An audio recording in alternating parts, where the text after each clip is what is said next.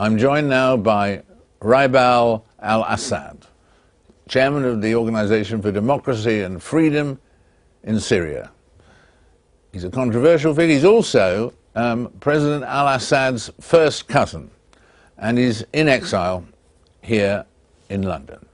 Some of the supporters or spokesmen and so on of the current regime have suggested that you are behind these protests that we've seen, brave protests in Syria and so on. Did you organize part of it? Of course not. I mean, the Syrian television channel and the Dunya channel, which also belongs to the Syrian, Syrian stooges, and Al-Manar, as you have seen, Al-Manar, which belongs to Hezbollah, and different Lebanese MPs and others. Syria has all their stooges moving around trying to blame me for what's happening. This is completely nonsense.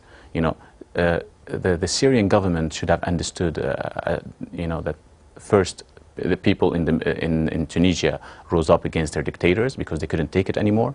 Then people in Egypt did the same thing. And then Libya, then Yemen. The Syrian government had time, to do reforms, to move towards reforms, but they did not. They refused to see it. They were still going on television and saying, we are different from those countries. We are not Tunisia and Egypt. The people love us, and we, they understand that we are a country of resistance. This is completely nonsense. People are very smart today in Syria. They know very well what resistance are they talking about. Syria hasn't been in a. We had the state of emergency since 1963. Since 1973, there wasn't any war, with Syria.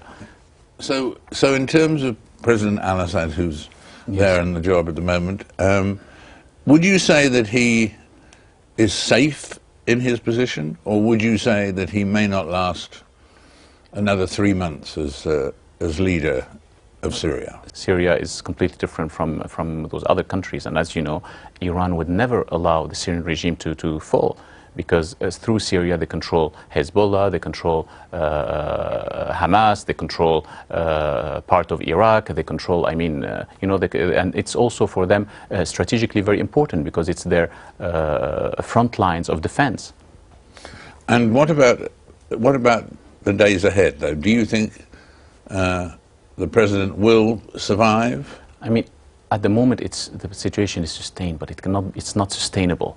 Right. For how long? Right. For how long are they going to continue to oppress people? Is that a solution to repress your own people, or to use violence against your own people?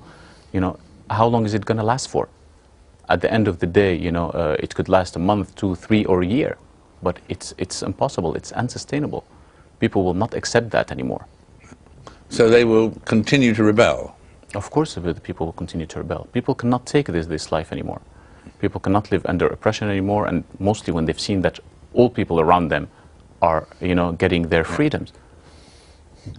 They want the freedom themselves. That's a normal, we are born free, and this is what people want. This is their rights. I don't understand why the regime is not understanding that. And again, when people started, demonstrating in Syria, as we all remember, they were only chanting slogans against corruptions. They wanted reforms. They were not chanting things for regime change. But of course, when you used violence against them, and we warned against that, and the regime didn't listen. When you use violence against people, people are not going to accept it. When you have a cousin or a neighbor or a friend or a brother or a father or mother, it's horrible. How could they forget that? So that in fact, these tough measures that they seem to have opted for in the last few days, after toying apparently to go more liberal, but now they've gone down the hard line. Yes. You think that does not suppress the people the friends the people who are protesting? It increases the number of people. Of course it increases, and it increases people to go out in the street all over Syria. There's not like one sect or one people that is, that lives better than the other. Everybody is, lives in poverty. Everybody lives suppressed. They arrest people from all sects. There are only few at the top who are taking advantage of the present regime. So what could the rest of the world, the international community, Britain, America, France, whoever it is, what could they actually do to help now, to help the cause of freedom in Syria? What could they do to help? They have to continue their pressure on the Syrian regime, and they have to tell them that there's, those reforms that you've talked about, they have to be implemented right away. You have to allow people to participate in the political life. There has to be a government of national unity. They have to have a roundtable dialogue with everybody.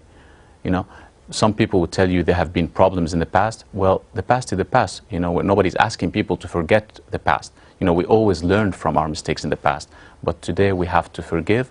We have to build the future. A future of a country cannot be built on hatred, and grudges. It has to be built on love and forgiveness.